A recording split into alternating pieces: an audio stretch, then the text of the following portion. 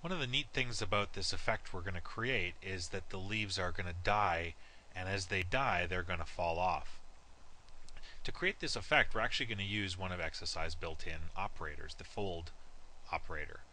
So if I actually grab the original leaf geometry that is being instanced throughout this particle system, I'll apply a deformation to it.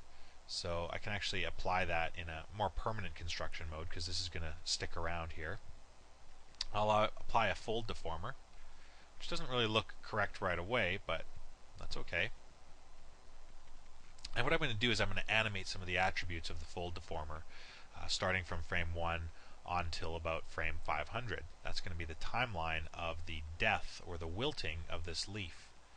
And I'm going to use that timeline on my instance geo and randomize it through all of the leaves so that they all die at different times.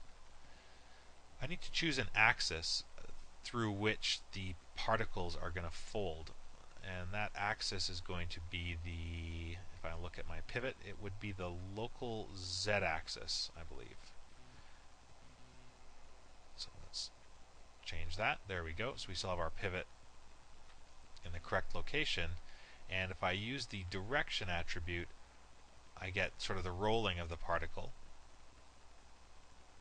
which would look good over time. And I also get the amplitude, so for the particle being able to kind of crumble up, as well as distort. So as it kind of dies, we'll also get this idea of it kind of withering away.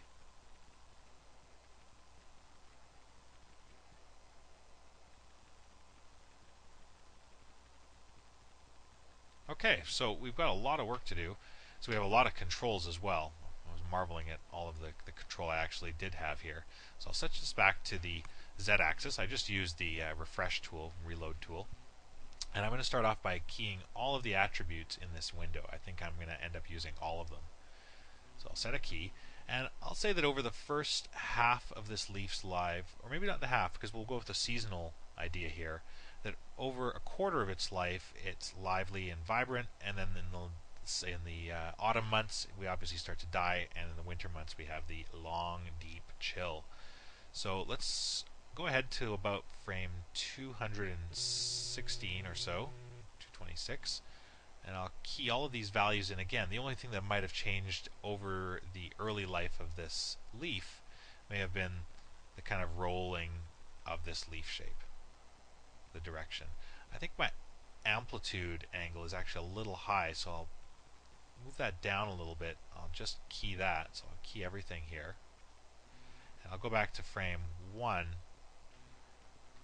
and make sure that that's fairly low as well. So as the seasons go on, so we're at about quarter of the life, or just after, just below half, between a quarter. Maybe the seasons start to change around the 350 frame mark, and at that point the leaves perhaps start to wilt a little bit.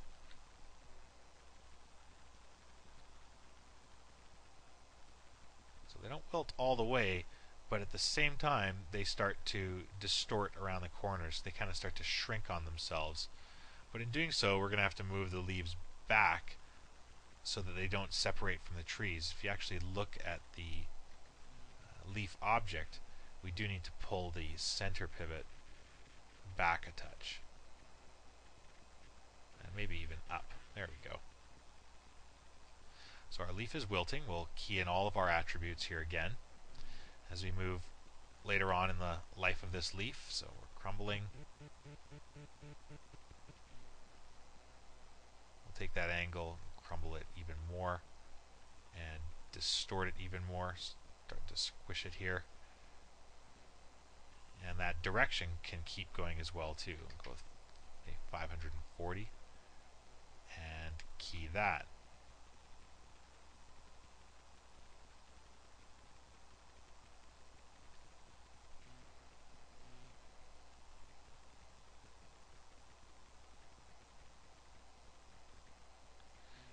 I'm going to go a little less than that. I'll go with about 380 degrees or so.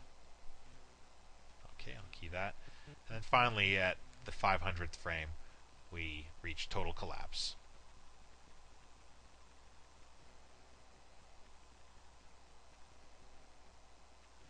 at that point the leaves should fall off the tree. They're relatively squashed enough at this point. We want to use these 500 frames now as an animation timeline for these instances. And I want to be able to offset the rotations, or offset the folding of this leaf at the same time. So you can see that the leaves are getting smaller here, but we're not offsetting them. So that's not really working too well.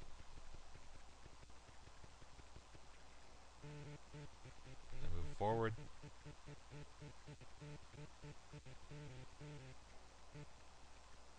We get the leaves nicely folded. Now, in order to work with them independently, I'm going to go back into the ice tree, and I'm going to pull in an extra node that deals with instance geometry. So way up here we set our instance geometry, but now in our ice tree, where we want to deal with things over time at any point in the simulation, we're going to want to use something that controls the animation of the instance. So I'll clear this, go into my geometry instancing group, and use control instance animation compound. I'm going to insert a port after port 3, and I'm going to execute the control instance animation. And what I really want to do here is set the start and end frame of any animation I've applied to the leaf. So I'll set the animation to 500 frames, starting at frame 0, I believe actually frame 1. And I don't want the animation to loop in this case. I just want it to play through once, so I want to clamp it. And the playback speed multiplier is the value that I can randomize so that these will all die within a min-max range of one another. So a playback speed multiplier of 1 plays the animation back at the correct frame rate so that these will all die in 500 frames. So if I hit play,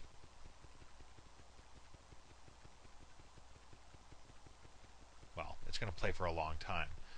But I can assure you if I drag this all the way to the very end,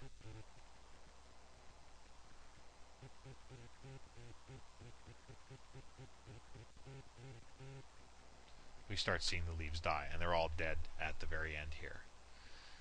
To vary that, of course, we'll use the wonderful randomize value by range. Copy and paste one from somewhere in my graph, and plug the output into the playback speed multiplier. And we don't want the speed to vary too much, so let's go slowest leaf will die. Maybe not quite half the speed, but let's say at 0.7 of the speed of one of the originals, and at maybe 1.6 or 1. Yeah, let's say 1.6 times the speed. Okay, so we want that to be distributed at birth, and that should be it. That'll work for us. Let's see how this looks. Might be difficult to see again because, again, there are so many leaves. So maybe what I'll do is actually run down the number of leaves here. Let's go to, say, 500. And I'll increase the size somewhat as well, too.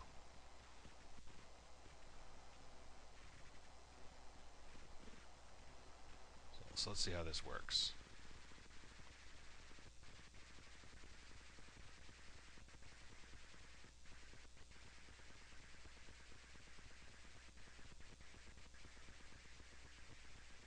Okay, I see a lot of the leaves starting to curl now. Some of them are still quite rigid, in the case of this one here.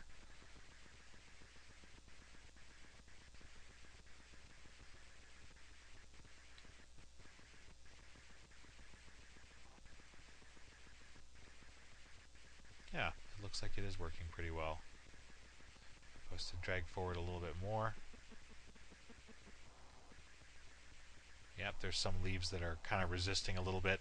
The easiest way, of course, to tell would be to set the values to 0 and 1. That way some would never die and others would. So that can always be kind of interesting as well, too. So if I go into my control instance animation and I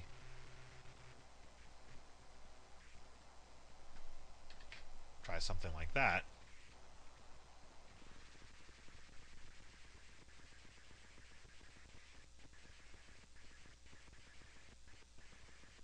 see them kind of crisp up pretty quickly.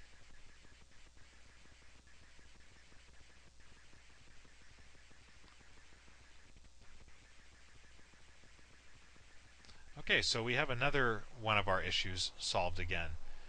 I'll make sure that the random values here are again not that extreme. Let's go with even like 0.5.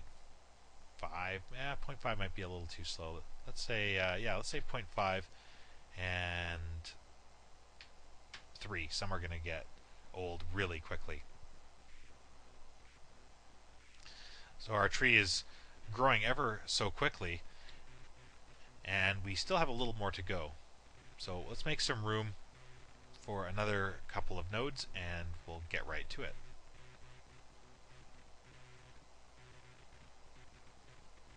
Okay, there we go.